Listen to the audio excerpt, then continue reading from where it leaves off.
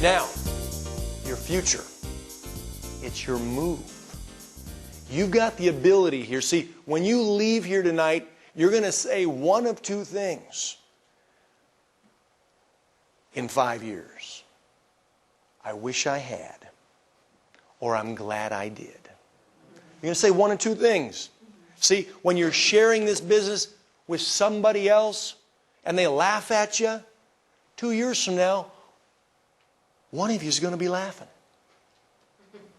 They're going to be laughing because you quit, or you're going to be laughing when you're depositing the check in the bank. Only one of you is going to be laughing in 2 years. Greg laughed at me the first time I called him. I laughed at John the first time he called me. Greg laughed the second time I called him. His wife got in on the third conversation and she laughed. And this room is here tonight because of the Deckers growing their localized business to where it's at today with an increase. Now, correct me if I'm wrong, an increase of about 40% from February's business to March's business, and the first few days of April are telltale in itself, double digits again. The timing of network marketing, you got to think about this. Network marketing is unaffected by recession. All the indicators around us points to a recessive time. Good times, people are making money. Tough times, people are looking for money. When you come to your friend's house this weekend for a steak dinner, you thought was steak and you end up with hot dogs. And he's got you on the couch and he's shaking you up and down. He's looking for change to fall out of yours. And then when you all leave, he pulls the cushions off the couch and the kids gather up the money for gasoline in the car. Now think about this. That's not probably going to happen. That's what's taking place. Times have changed. Fear of recession. Jobs lost overseas. How many people in the room know somebody that has more than 2 jobs?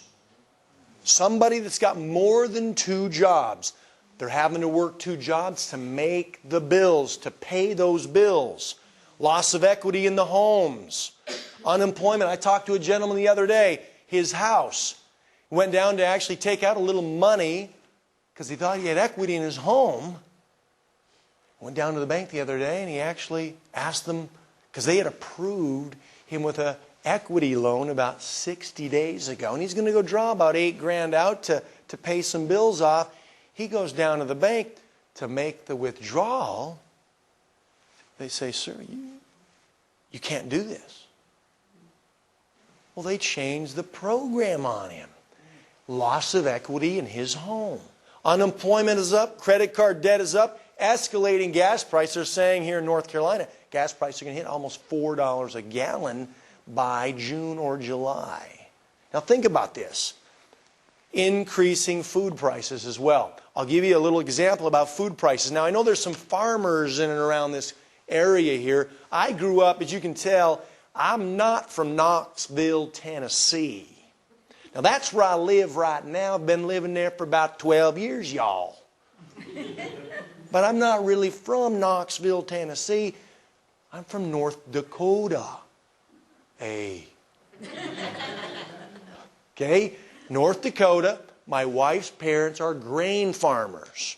They raise durum and barley and wheat. Grain farmers 5 years ago were getting about $3 a bushel from the local elevator for their crop.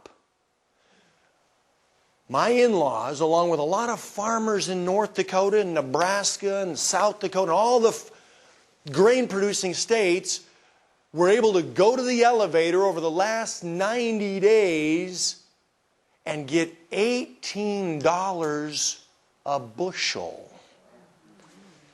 Think about this, folks. The farmers are happy in the Midwest. Guess what's going to happen to the food supply? Your loaf of bread today that's $4 a loaf is going to $8 a loaf. That Domino's pizza you got delivered to your door, for $18.95 is going to $24.95 without delivery fee. And they're going to tack that on top because it's going to be $4 a gallon. People are going to stop buying pizzas. People are going to stop buying Starbucks. See, that's where we come into play. That's the good news here. And I'm not speaking doom and gloom. It's the economics around us. We've got the solution. That's what I love about Waiora. So people back 3 years ago would never have thought about a home-based business, Zan. Today, they're going to ask you, what are you doing again? How are you able to drive that new car? How are you able to buy that new home? You got new shoes on the children. All the children have new clothes. How are you able to do that? And you're working still for the same company, but I see you're doing something on the side. What are you doing?